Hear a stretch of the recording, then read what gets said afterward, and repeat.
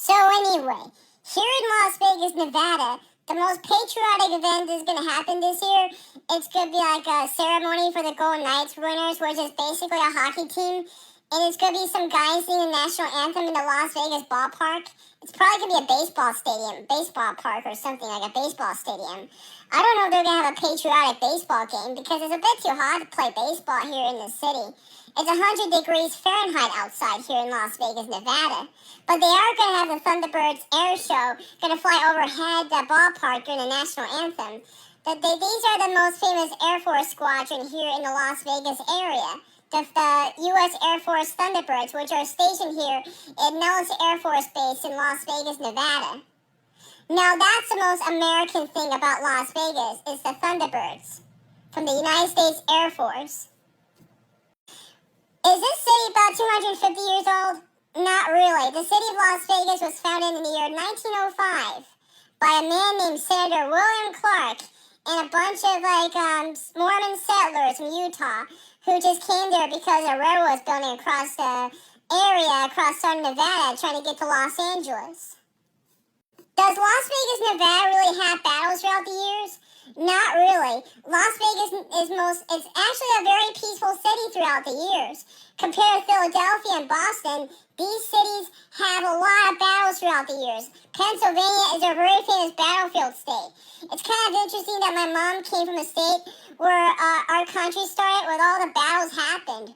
I can't believe that my mom came from one of the most coolest states in the whole country. Here in Las Vegas, Nevada, there's hardly no battles at all. But we do have a military base like Nellis Air Force Base, which is a very famous military base here around the Clark County area. The state of Nevada is not 250 years old.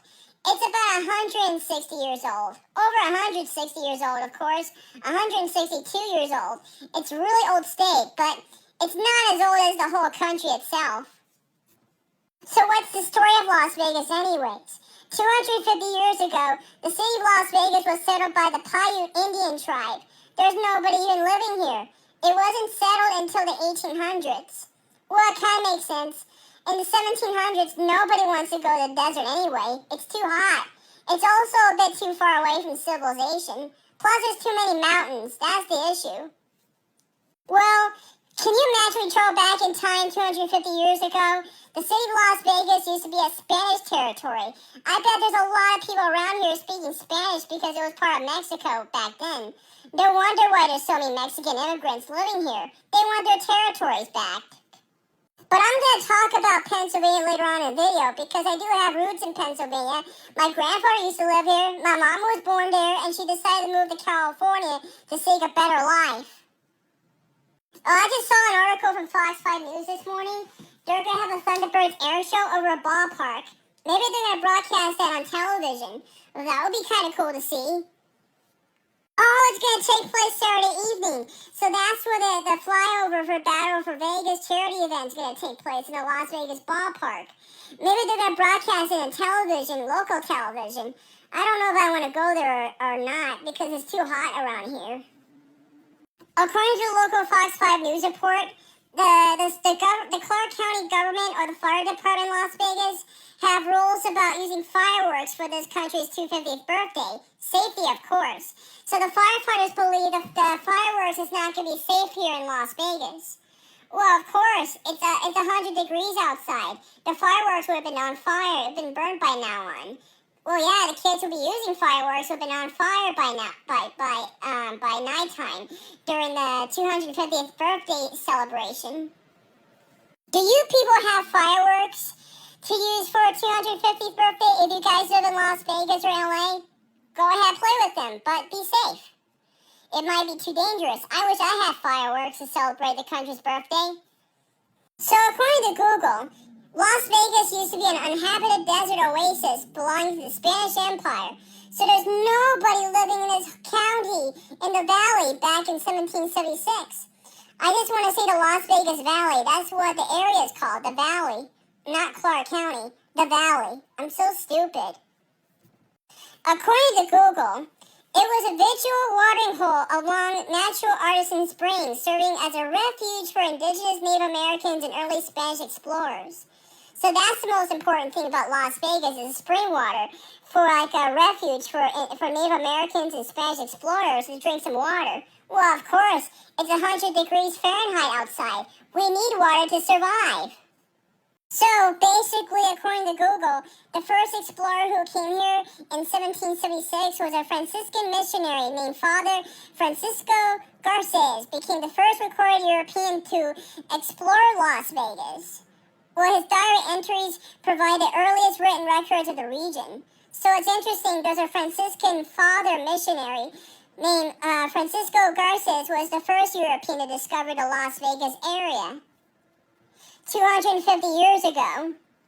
There's basically no buildings or roads back in the Las Vegas Valley 250 years ago.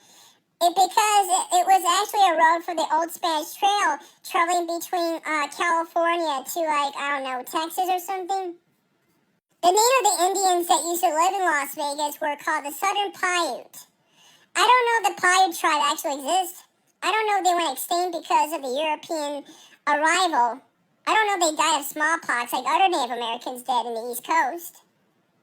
I don't know if the Clark County area or Las Vegas might have museums about the American Revolution or 250 years ago. That means I have to go to Pennsylvania. Oh, crap. I wish I could go on a trip to the East Coast to learn more about my country. I'm not learning anything in Las Vegas and LA. I'm learning about the film industry. It's so boring to learn. The city of Los Angeles was not founded until 1781. That's approximately 5 years after the Declaration of Independence was signed, but it was part of Spanish territory, not British or American territory or French territory. In the Super Summer Theater, they're going to have 1776 before Alexander there was Adams. It's actually kind of like a play that's going to happen at the Spring Mountain Ranch State Park around the Las Vegas area from July 1st to July 18th of this year. Is this going to be about John Adams or something, Alexander, one of the founding fathers of America? And the price of the tickets cost $28. That's pretty expensive. It's going to take place in Blue Diamond, Nevada, in the Spring Mountain National Recreation Area. There's a one hillbilly store called Bass Pro Shops. That's the most stereotypical American store in Las Vegas, Nevada. We also have a bunch of Walmarts. Now that's American. Everybody in Las Vegas, Nevada drives a Dodge pickup truck. Now that's American. So I live in the stereotypical American city in the whole planet. I am so proud of being American living in Las Vegas, Nevada. Even though we're not a British colony or the United States of America, but we were a Spanish colony. And then we became part of the United States in 1864 and 1905. So that's my history lesson about Las Vegas, Nevada to you people who live across the country around the world. I would love to go on a trip to Pennsylvania or Washington, D.C. someday, or maybe Virginia. I know I've been to these places a long time ago when my grandfather was alive. But I think it would be kind of cool to visit some museums again because when I was 10 years old, I did not understand about politics or history because the only education I got was preschool TV shows. Okay, I'll tell you some problems. Big kid TV shows were really hard to watch. Preschool shows were a lot easier to watch. But somebody told me I was getting a little bit too old for preschool shows. I didn't care. Preschool shows were awesome. I want to know, is Sesame Street going to celebrate 250th birthday of America? Are they going to have 250 birthdays specials on TV? Is the Arthur Show going to have 250 special on television? But the show ended a couple of years ago. I want to know if there's any PBS Kids shows going to celebrate 250th birthday of the United States of America. Otherwise, go watch Liberty's Kids on YouTube.